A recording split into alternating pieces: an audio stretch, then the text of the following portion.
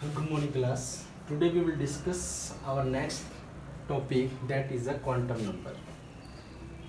For more discussing about the chapter number 3rd, we have to discuss a topic that is a quantum number. ठीक है, इस quantum number actually में होता क्या है? Quantum number are those by which atomic orbital can be distinguished by size, shape and orientation. ठीक है, यानी कि क्वांटम नंबर वो होंगे जिसके अंदर हम एटॉमिक ऑर्बिटल को डिस्टिंग्विश कर पाते हैं, किसके द्वारा? साइज के द्वारा, शेप के द्वारा और orientation. Orientation you can say that direction. ठीक है, इनकी मदद से हम उसको डिस्टिंग्विश कर पाते हैं. सबसे पहला हमारा एटॉमिक जो क्वांटम नंबर है, सबसे पहला हमारा है principal quantum number. Principal quantum number अपने नेम से बताता है, it is denoted by small n. ठीक है, इसको हम डिनोट करते हैं. और which is use to identify the shell. यानी कि आइडेंटिफाई किसके लिए? शेल को आइडेंटिफाई करने के लिए. या आप एक बात और बोल सकते हो, which is use to identify the size. ठीक है, साइज ये. और you can say that large extend of energy. यानी कि कितनी उसकी साइज है और वो कितना, क्या कहते हैं, एक्सपेंड हो सकता है उसकी एनर्जी तक. यानी कि which is use to identify the size and large extend of energy. कितनी साइज में कितनी एनर्जी है, ये आपको प्रिंसिपल क्वांटम नंबर हेल्प करता है. Example, suppose that n will be 1. तो आपको पता ही है कौन सी शेल होगी आपकी? K shell. N is equal to 2 K L M. फिर आ गया एन की वैल्यू बढ़ती जाएगी तो K L M N shell increase होती जाएगी. ठीक है, ये चीज़ होगी आपकी प्रिंसिपल क्वांटम नंबर. ठीक है, यहाँ से एक चीज़ और है, अगर आपको एन की वैल्यू 1 से ऑर्बिटल निकालना चाहते हो, if n is equal to 1, ठीक है, देन ऑर्बिटल, तो उसके अंदर ऑर्बिटल का फॉर्मूला क्या आएगा? N square. एन 1 होएगा तो वैल्यू पुट कर दो एन स्क्वायर, यानी कि ये आपको निकल जाएगा. ठीक है, इसी के अंदर n is equal to 1, n is equal to 2 we can see in diagram. n की वैल्यू 1 तो k शेल, n की वैल्यू 2 k l, फिर m n, इस तरह इंक्रीज होती जाएगी. ठीक है, our next part is azimuthal quantum number और ऑर्बिटल एंगुलर मोमेंटम, और we can say that subsidiary quantum number. First of all, it is denoted by L. ठीक है, next it is used to determine the 3D shape of any orbital. ठीक है, 3D shape किसी भी orbital की निकालने के अंदर काम आता है. ठीक है, एंड इट्स रेंज, आप अगर रेंज की बात बोल दो, इसकी जो रेंज होती है एल की, it is all depend upon main shell. यानी कि इसकी रेंज क्या आएगी? 0 से लेके n-1, यानी ये वेरी करेगा n-1. ठीक है, इसके लिए मैं एक एग्जांपल ले लेता हूँ. सपोज दैट n की वैल्यू 2. ठीक है, एन की वैल्यू आपको 2 मिल गई, तो एल कैसे निकालोगे? 0 से लेके एन. एन तो आपको पता लग गया कि जगह 2 पुट कर दो 1, 0 1. ठीक है, यहाँ से, यानी कि एल, अगर मेन शेल के अंदर एन की वैल्यू 2 है तो उसके अंदर एल क्या आएगा 0 और 1, ठीक है। और 0 और 1 को यहाँ पर इन्होंने नोटेशन दे दिया, नोटेशंस, यानी कि यहाँ से क्या हो गया, अगर एल की वैल्यू 0 होगी तो आपका वो एस सब शेल होगा, राइट। एल की वैल्यू 1 तो आपका P sub shell, L 2 S P D, फिर एल की 3 एफ सब शेल, ठीक है। तो यहाँ से एक बात ये क्लियर हुई कि एक मेन शेल के अंदर कितनी सब शेल होगी, ठीक है, जितना उसकी एन की वैल्यू होगी, यानी सब शेल यानी main shell is equal to, ठीक है, सब शेल। अगर n की वैल्यू 2 है तो उसके अंदर सब शेल भी कितने होंगे 2, n की वैल्यू 3 तो सब शेल भी कितने 3, 4 तो 4, ये चीज़ आपको यहाँ से क्लियर हो जाती है, ठीक है। तो ये एजीमुथल क्वांटम नंबर, इससे आपको क्या पता लग जाएगा कि आपकी कौन सी शेप होगी, यानी एस और S sub shell, P sub shell, D sub shell, F sub shell, ठीक है। और एक बात और, एस के अंदर एक ही ऑर्बिटल होता है, याद रखना।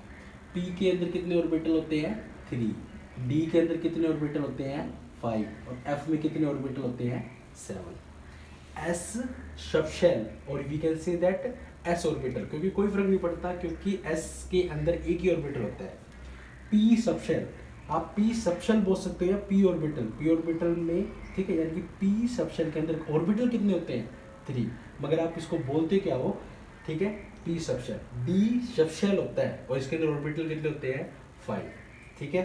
और एफ सब शेल होता है, इसमें ऑर्बिटल कितने होते हैं 7, ठीक है। Next quantum number that is a magnetic orbital quantum number.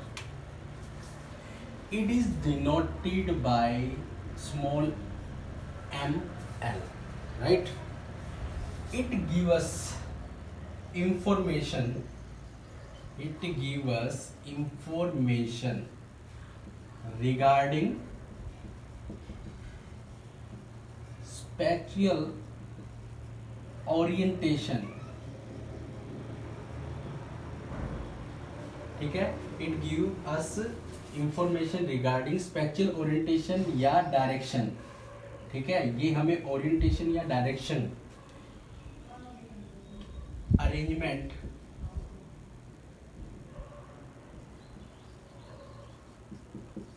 With respect to standard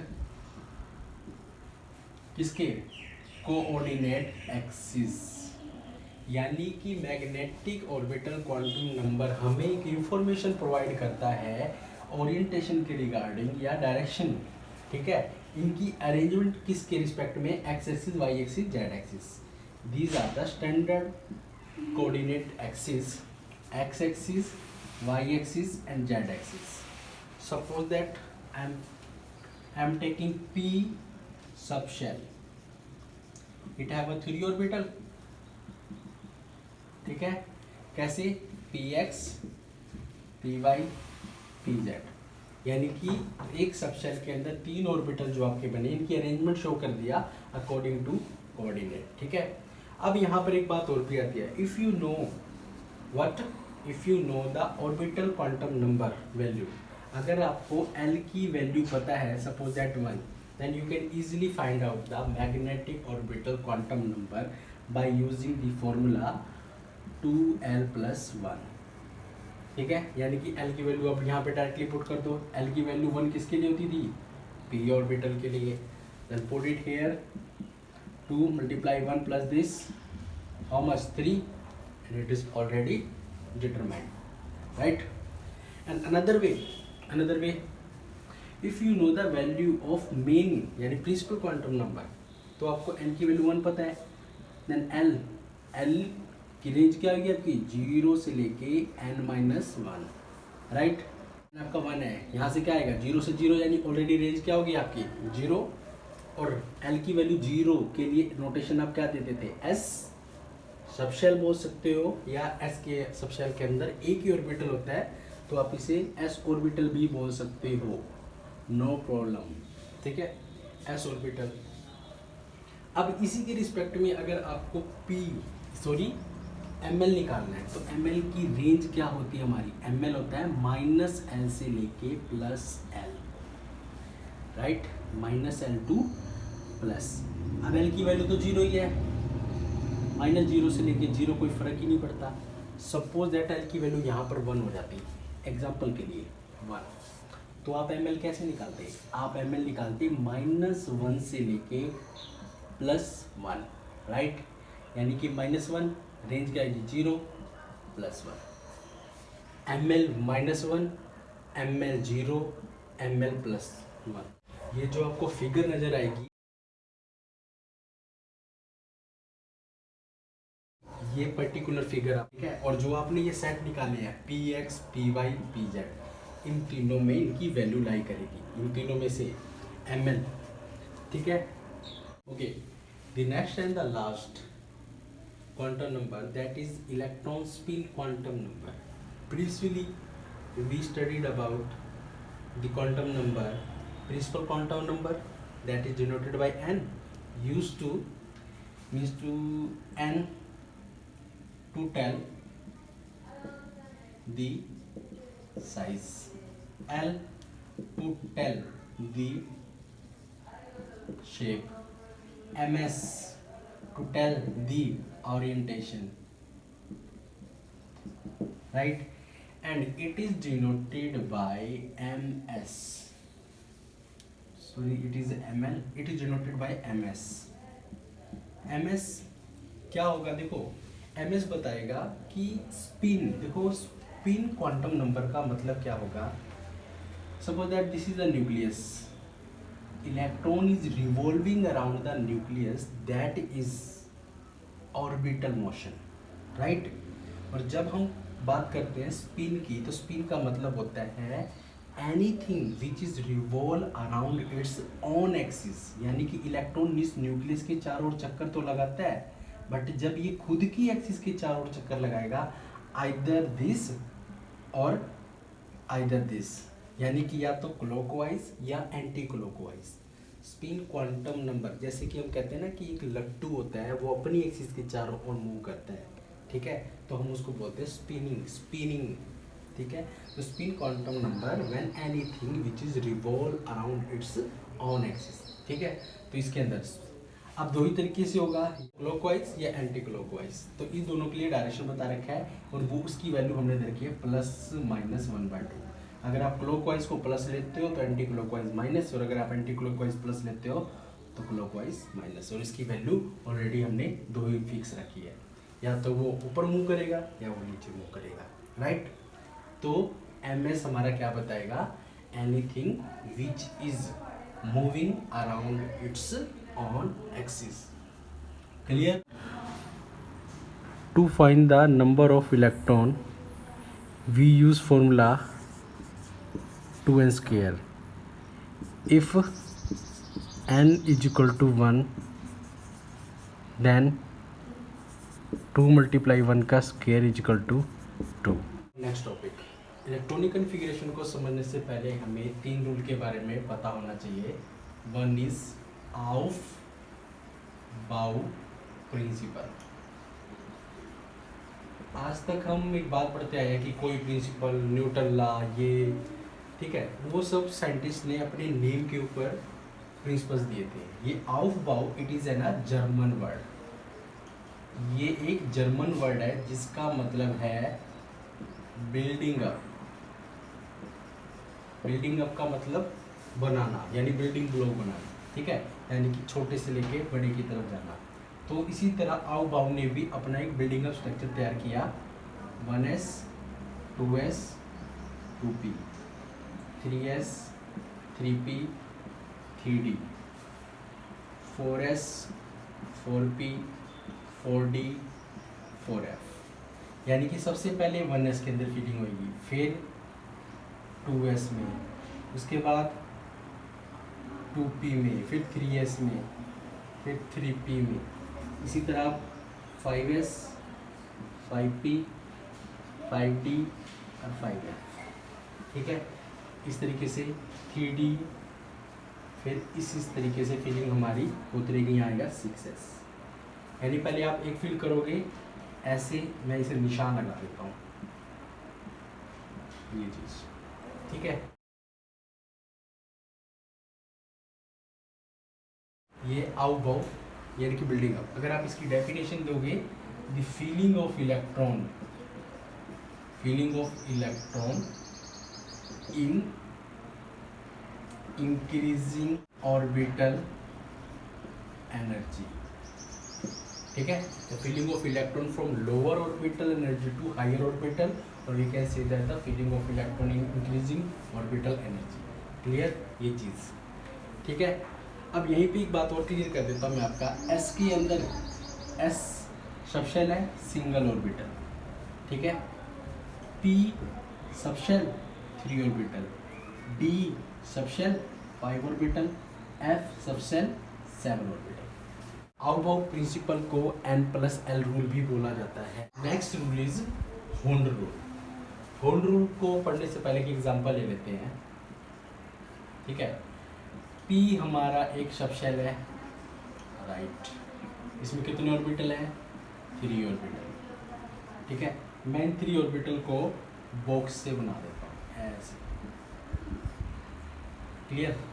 hold rule कहता है अगर ये जो आपका P सबशेल है या P ऑर्बिटल है, ये आपका डीजनरेटेड का मतलब होता है जब तीनों ऑर्बिटल की एनर्जी सेम एनर्जी हो, same energy at ground state, ठीक है। जब ग्राउंड स्टेट के अंदर इसकी सेम एनर्जी हो, उस ऑर्बिटल को डीजनरेटेड ऑर्बिटल बोल देते हैं। होल्ड रूल कहता है अगर आपको फीलिंग करनी है, सपोज दैट P5 की फीलिंग करनी है, P ऑर्बिटल में 5 इलेक्ट्रॉन इसका मतलब, तो 1 फिर 1 फिर 1, क्लियर। अब जो आप फोर्थ की फीलिंग करोगे, तो अगर ये आप ऊपर कर रहे हो तो इसको नीचे करना पड़ेगा, फिर ये नीचे हो गए 5, ठीक है। तो होल्ड रूल ये कहता है कि आप सेम सिंगल ऑर्बिटल में, ठीक है, 2 इलेक्ट्रॉन लगातार नहीं डाल सकते, यानी कि 2 के 2 इकट्ठे दे दो, ऐसा नहीं, सिंगली ऑक्यूपाइड करेंगे आप, सिंगल ऑक्यूपाइड, यानी कि अकॉर्डिंग टू होल्ड रूल क्या आएगा, इन अ सिंगल ऑर्बिटल, ठीक है, at degenerated state you can fill single by single electron, यानी कि ऑर्बिटल के अंदर आप सिंगल बाय सिंगल इलेक्ट्रॉन को फिल करोगे, ये आपका होल्ड रूल होता है, ठीक है। इसी होल्ड रूल के बाद आपका जो थर्ड आता है वो हम बोलते हैं पॉली एक्सक्लूजन प्रिंसिपल, ठीक है। पॉली एक्सक्लूजन प्रिंसिपल और होल्ड रूल में थोड़ा सा देखो लगभग कुछ सिमिलरिटी है। होल्ड क्या कहता है कि आप सिंगल इलेक्ट्रॉन दोगे, फिर आप डबलिंग करोगे, ठीक है। पॉली क्या कहता है कि सेम ऑर्बिटल के अंदर 2 इलेक्ट्रॉन तो आएंगे maximum, but they don't have, अगर मैं ऊपर वाले को ऐसे फिल कर दूं, ऐसे ऐसे, ठीक है, ये तो ठीक है, बट ये दोनों गलत माने जाएंगे, यानी in single orbital electron must be occupied in opposite spin, यानी कि सिंगल ऑर्बिटल में इलेक्ट्रॉन अपोजिट स्पिन में ऑक्यूपाई करेंगे, ठीक है, और 2 से ज़्यादा भी नहीं आएंगे। Only 2 electron can be occupied in a single orbital with opposite spin, that is poly exclusion. Hold एक इलेक्ट्रॉन देगा, और हमारा आउटबाउ इंक्रीजिंग एनर्जी ऑर्बिटल, क्लियर। ये तीनों रूल है जो हमारी इलेक्ट्रॉनिक कन्फिगरेशन को हेल्प करेगा। इलेक्ट्रॉनिक कन्फिगरेशन करनी है, सपोज दैट हम एग्जांपल लेते हैं सोडियम का, एटॉमिक नंबर 11, 10th में आपने कैसे किया था इसकी इलेक्ट्रॉनिक कन्फिगरेशन 281, ये आपका 10 तक ओके होता है, ठीक है। अब आप 11th में हो तो इन तीनों रूल का यूज़ करो, ठीक है। हमने वो पैटर्न बनाया था, तो देखो क्या है, 1s, ठीक है, 2, एस के अंदर, अब मैं देखो दोबारा बना देता हूँ, S single orbital, single orbital में 2 ही इलेक्ट्रॉन आएंगे मैक्सिमम।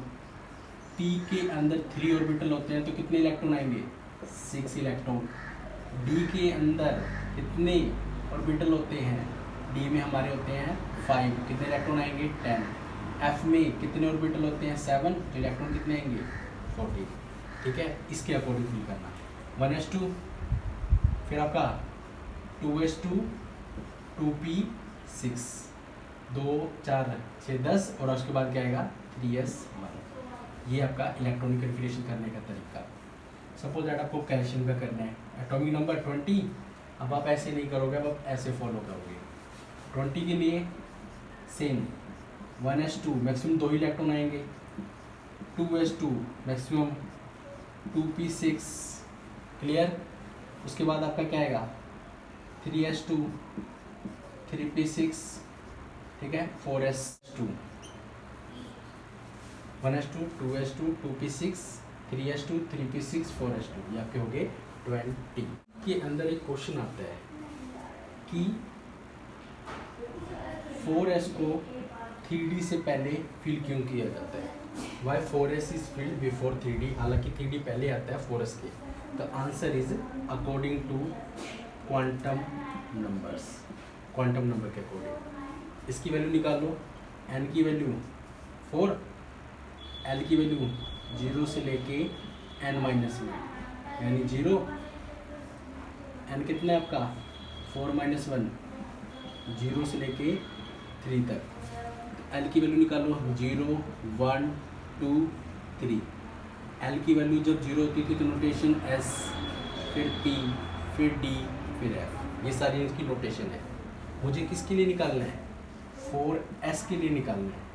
तो 4s, s के लिए, यानी कि हमें यहाँ से क्लियर हो गया n की वैल्यू 4 और l की वैल्यू आपकी कितनी होगी? 0। ठीक है, आउभाव प्रिंसिपल को n+l रूल भी बोला जाता है। आउभाव को n+1, जो हमारा फर्स्ट रूल था, आउभाव कॉल n+l रूल, इसको ये भी हम बोला जाता है। ठीक है, अकॉर्डिंग टू n+l रूल, तो इसकी वैल्यू कितनी होगी n+l की? 4 + 0 4। ठीक है, अब इसके रिस्पेक्ट में निकालो, प्रिंसिपल क्वांटम नंबर हम पढ़ चुके हैं। n की वैल्यू 3, l की वैल्यू 0 से लेके, अब तुम सीधा पुट कर देंगे 2 0 1 2 s p d। आपको क्या चाहिए? 3d। ठीक है, यहाँ पे d की वैल्यू कितनी है? 2, तो n+2 पुट करोगे तो कितना होएगा? 3 + 2 5। वहाँ पर n+l की वैल्यू कितनी आई? 4। यहाँ पर 3d की वैल्यू n+l की कितनी आई? 5, यानी कि 4 इसीलिए पहले फिल किया जाता है 5 के कंपैरिजन में, क्योंकि हम आउभाव को n+l रूल भी बोला जाता है। मोस्ट इंपॉर्टेंट क्वेश्चन है, why 4s is filled before 3d just because of n+l value. It have n+l value is 4 and it have n+ value, यानी कि 3d have n+ value 5, right.